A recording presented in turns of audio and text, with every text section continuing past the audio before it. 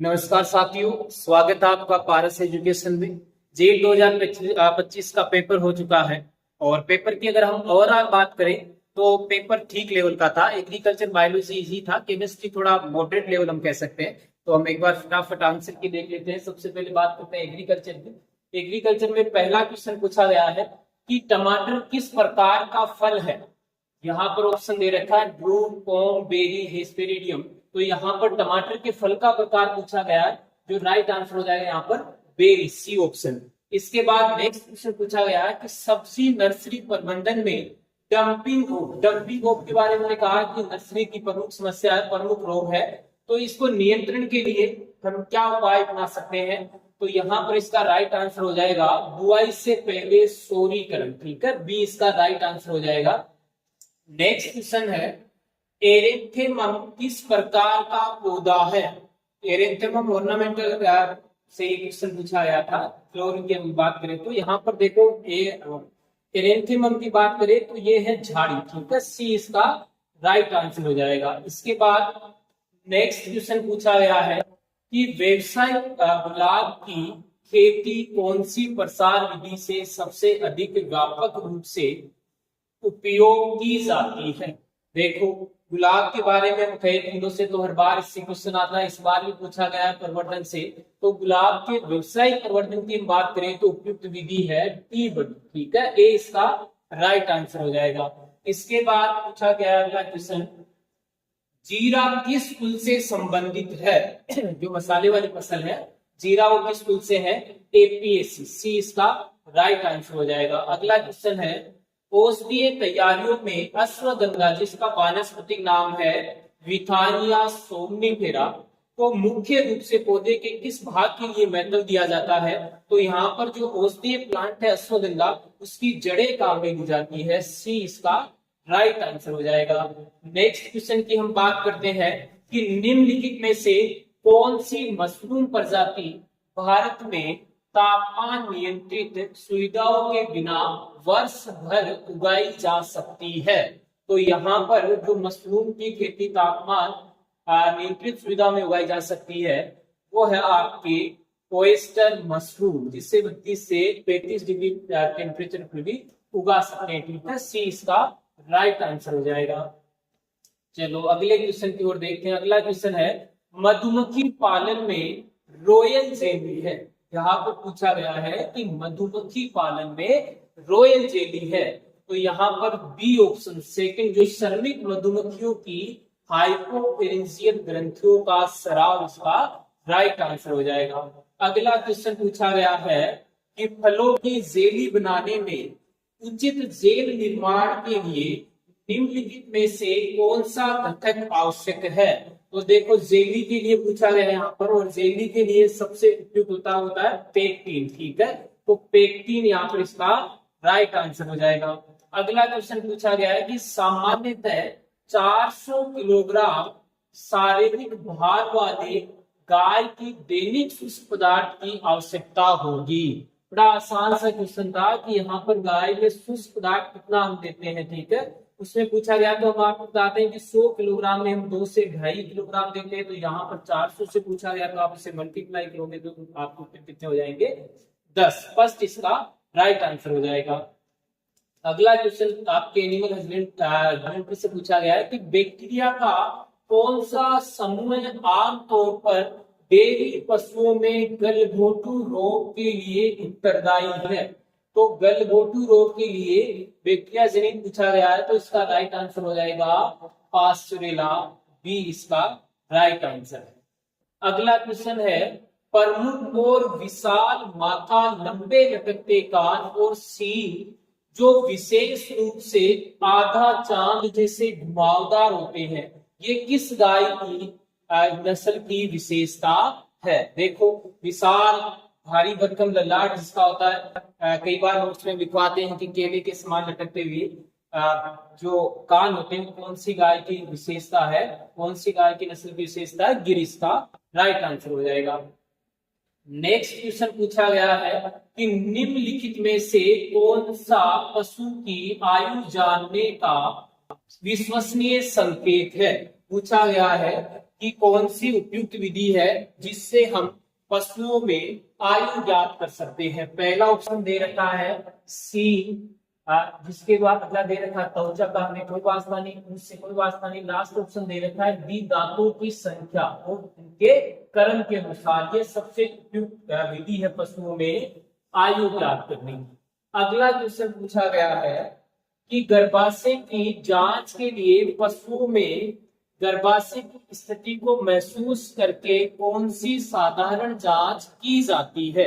देखो, गर्भ धारण का हम जांच करने के लिए जो साधारण जांच करते हैं वो आपके हैं रेक्टल पल्पेशन, इसमें राइट आंसर हो जाएगा। अगला क्वेश्चन पूछा गया है कि साइलेज निर्माण के दौरान किण्वन को बढ़ावा देने के लिए सामान्यतः कौन से पदार्थ को मिलाया जाता है। ऑप्शन है आपके नमक, चूना, गुड़, यूरिया। तो यहाँ पर ध्यान रखना, इसमें गुड़ हो जाएगा। अगला क्वेश्चन पूछा गया है मशीन दुग्ध निकासी में कौन सा भाग प्राकृतिक चूसने की क्रिया की नकल करता है। तो यहाँ पर आपको इसका राइट आंसर हो जाएगा पल्सेटर। नेक्स्ट क्वेश्चन पूछा गया है कौन सा कुक्कुट रोग एक विषाणु से होता है जिसमें गर्दन का मुड़ना और लकवे जैसे लक्षण दिखाई देते हैं। तो कुक्कुट की एक प्रमुख बीमारी यहाँ पर देखो विषाणु जनित है, तो रानीखेत हो जाएगा। कौन सी भेड़ की नस्ल उत्तम ऊन के लिए जानी जाती है और राजस्थान की मूल निवासी है। ठीक है, तो यहाँ पर राजस्थान की मूल निवासी होनी है कौन सी भेड़ की नस्ल है और जिससे उत्तम नस्ल की हम क्या प्राप्त करते हैं ऊन। तो देखो यहाँ पर जैसलमेरी, मालपुरी की बात करें तो ये दोनों तीनों ही राजस्थान के तो मूल निवासी है। ठीक है, उत्तम नस्ल की ऊन किससे प्राप्त होती है चोकला से। अगर विश्व की बात करें तो मेरीनो है, तो राजस्थान की मेरीनो भी किसे कहा जाता है चोकला को कहा जाता है। नेक्स्ट क्वेश्चन देखते हैं किस ऊन की नस्ल को गति और सहन शक्ति के कारण सवारी के लिए उपयुक्त है। ठीक है, तो सवारी के लिए उपयुक्त है वो आपके जैसलमेरी ऊंट की नस्ल है। सी इसका राइट आंसर हो जाएगा। अगला क्वेश्चन पूछा गया है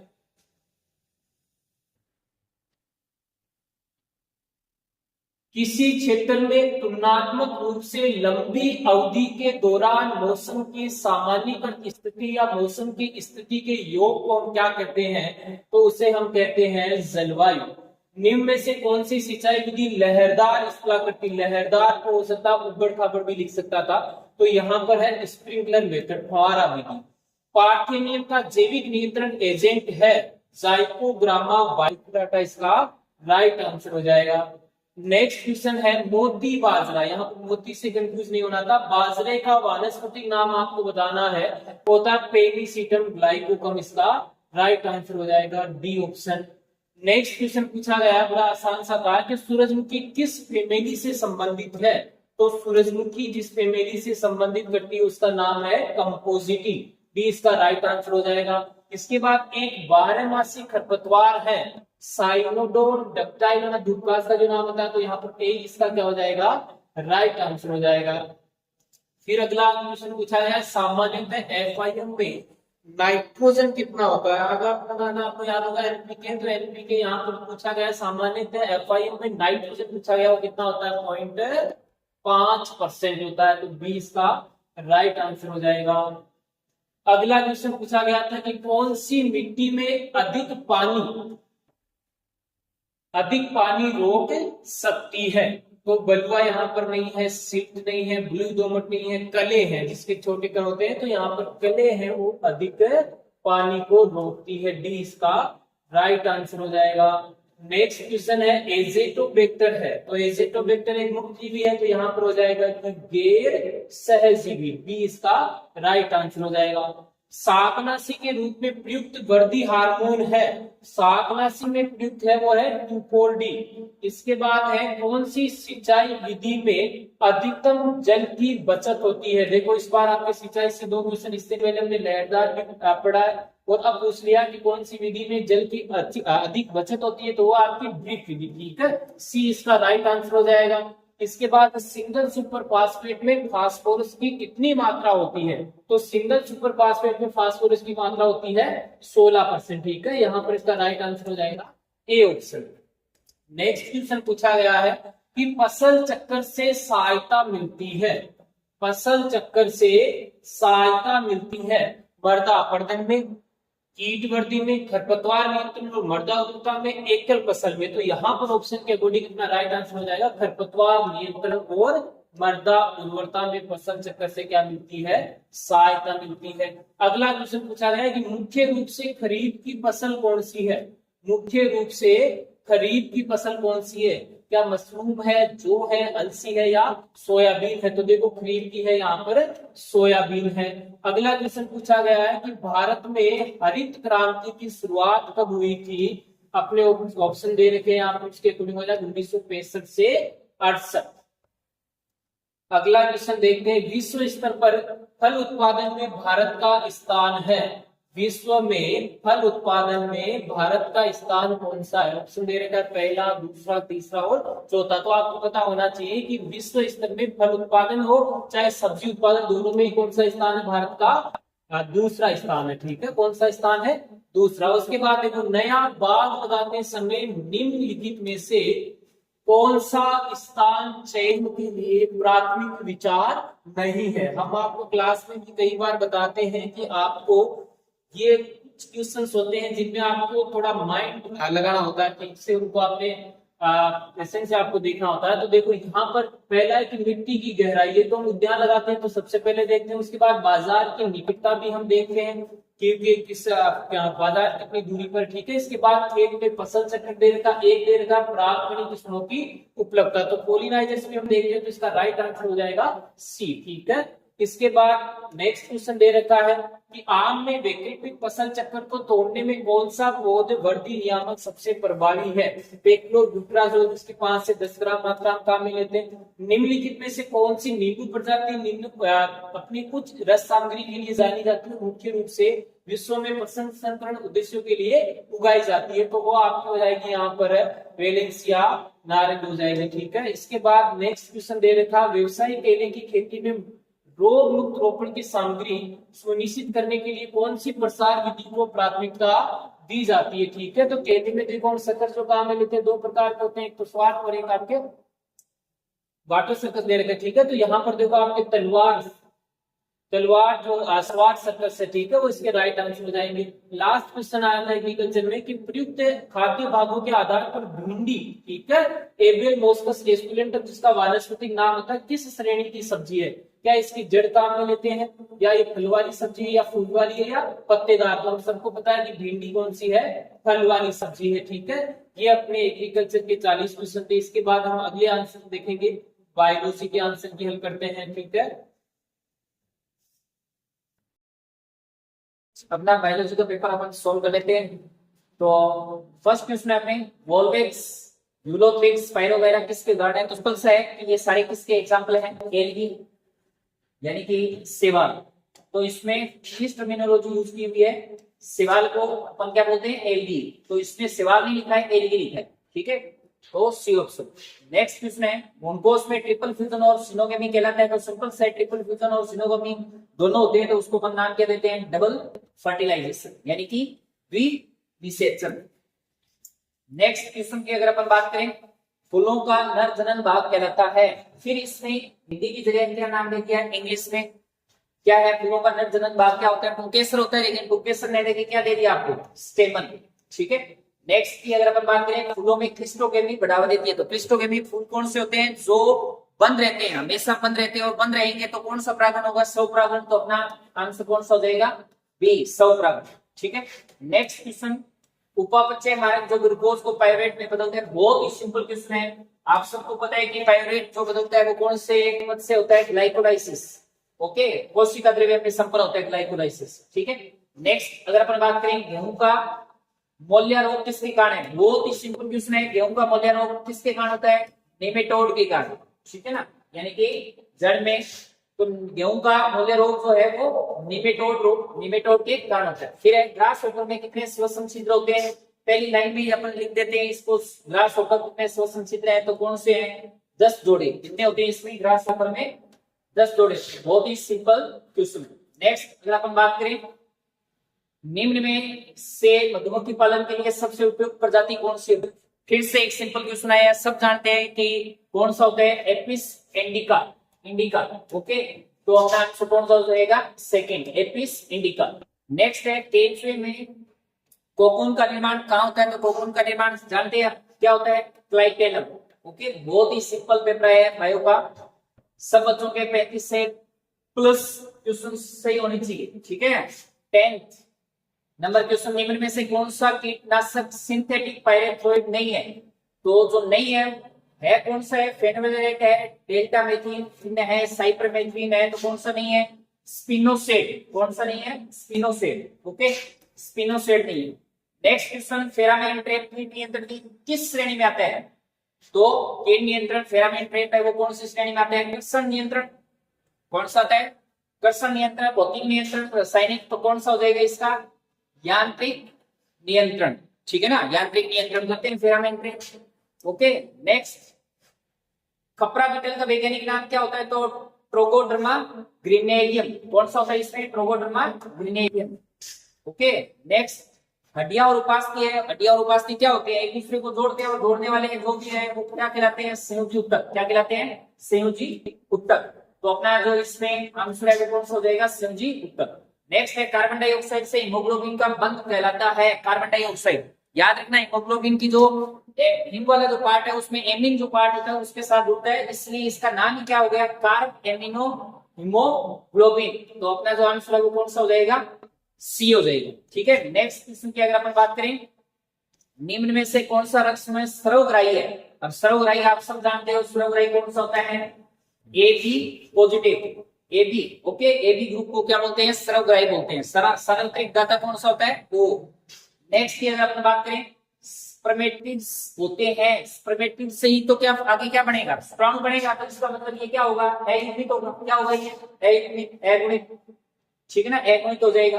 फिर है, मानव शरीर के लिए ऊर्जा का प्राथमिक स्रोत क्या है, तो सबसे पहले अपन क्या यूज करते हैं मानव, तो कार्बोहाइड्रेट। क्या होता है इसमें, कार्बोहाइड्रेट। ओके, नेक्स्ट अगर अपन बात करें, निम्न में से कौन सा सभी शक्ति में पाया जाता है, तो सभी शक्तियों का क्या होता है, नोटोकॉर्ड पाई जाती है उसमें, ठीक है। तो विकास की किसी न किसी अवस्था में नोटोकॉर्ड पाए जाना, ओके, भ्रूणावस्था में, ठीक, क्या हो जाती है वो मेरुरज्जु में बदल जाती है। तो अपना आंसर कौन सा हो जाएगा, बी हो जाएगा, ठीक है। नेक्स्ट है, उत्सर्जित संरचना के रूप में ज्वाला कोशिकाएं, सब जानते हैं ज्वाला कोशिका किसमें होती है, प्लेटियलिटीज में, ठीक है, ज्वाला कोशिका। नेक्स्ट की अगर अपन बात करें, किस संघ में संयुक्त उपांग है, कठोर बाह्य कंकाल, सारे जब भी अपन इसमें संघ के बारे में पढ़ते हैं तो पहला पॉइंट यही पढ़ते हैं, ऑर्थोपोडा में इसमें क्या होते हैं, बाह्य कंकाल होता है, संयुक्त उपांग पाए जाते हैं, तो कौन सा हो जाएगा, ऑर्थोपोड। ओके, नेक्स्ट, किस यूकेरियोटिक कोशिकाओं में ग्लाइकोप्रोटीन और ग्लाइकोलिपिड होते हैं, आप सब जानते हैं। प्रोटीन और वसा का निर्माण किससे होता है, एंडोप्लाज्मिक रेटिकुलम, और इसमें कुछ है ग्लाइकोप्रोटीन और ग्लाइकोलिपिड, तो किसके कारण होता है, गोल्जी बॉडी, ठीक है। नेक्स्ट अगर अपन बात करें, प्रजातियों की विविधता कब बढ़ती है, तो इसका जो आंसर है वो कौन सा हो जाएगा, जब ऊंचाई से निम्न ऊंचाई और उच्च अक्षांश से निम्न अक्षांश की ओर जाते हैं तो जैव विविधता क्या हो जाती है, बढ़ जाती है। क्यों बढ़ जाती है, क्योंकि यहाँ पे इनके लिए अनुकूल वातावरण है, ठीक है ना, उल्टा है, उल्टा बोल दिया इससे, ठीक है ना, एक प्रकार से उच्च ऊंचाई से निम्न ऊंचाई, उच्च अक्षांश से निम्न अक्षांश।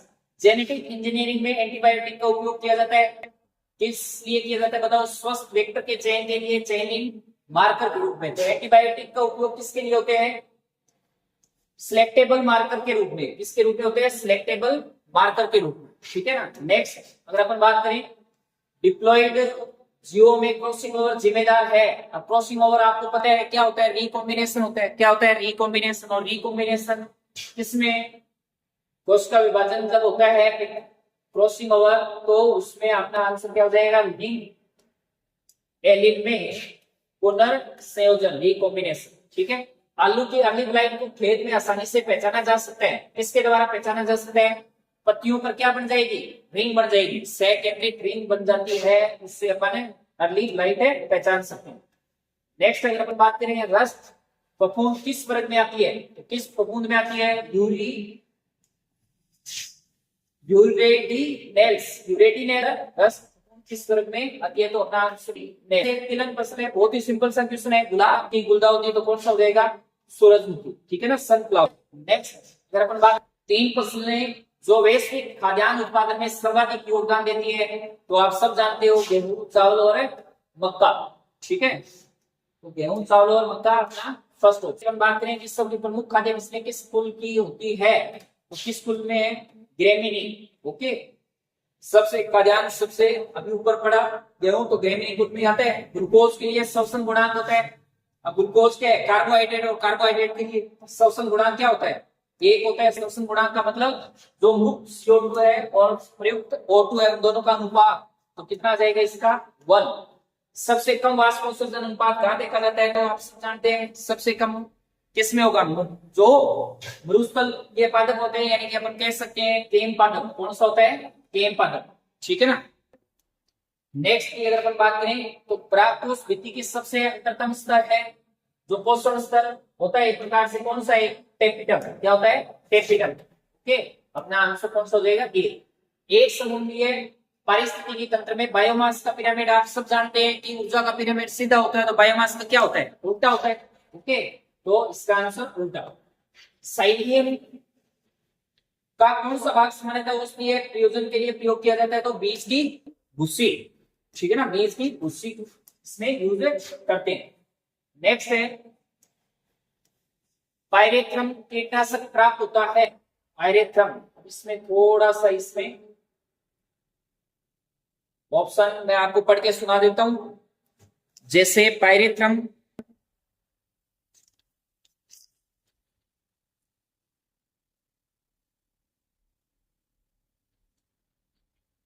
पायरेथ्रम कीटनाशक प्राप्त होता है, पहला निम्नलिखित है। डेरिस एलिप्टिका की जड़ से, फिर क्राइसैंथेमम सिनेरिफोलियम की जड़ से, फिर डेरिस एलिप्टिका के फूल से और क्राइसैंथेमम सिनेरिफोलियम के फूल से। तो अपना आंसर क्या हो जाएगा इसमें? 26। जो इसमें जो नंबर दे रखा है आपके 35 का क्या हो जाएगा? डी हो जाएगा। ठीक है ना, 35 का आपको डी याद रखना, 35 का डी। ओके, नेक्स्ट क्वेश्चन है साइड ब्रेसिका जोन्सिया निम्नलिखित का संकरण होता है, तो ब्रेसिका नाइग्रा और ब्रेसिका रापा, तो इसका आंसर कौन सा हो जाएगा? ए। फिर है बिट्टी के पास किसके प्रति प्रतिरोधी होती है?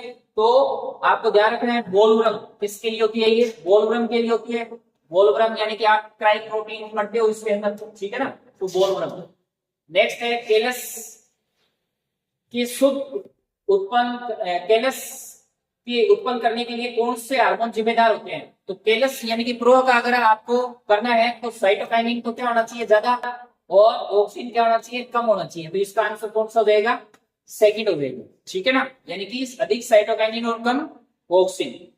गेहूं में पिल्ली रोली का रोग जनक है, तो इसका क्या होता है? पक्सिनिया विगोंडेटा, पक्सिनिया ग्रेमिनिस स्ट्रीफोरिस। तो कौन सा इसका? Striiformis, Puccinia striiformis. ठीक है, थर्ड आंसर। फिर है 40 नंबर, सिट्रस कैंकर का रासायनिक प्रबंधन किया जाता है, तो स्ट्रेप्टोसाइलिन। इसका आंसर कौन सा हो जाएगा? फर्स्ट। कौन सा हो जाएगा इसका? 14 का फर्स्ट हो जाएगा। ठीक है, तो इस तरीके से अपन ने 40 क्वेश्चन सोल्व किए।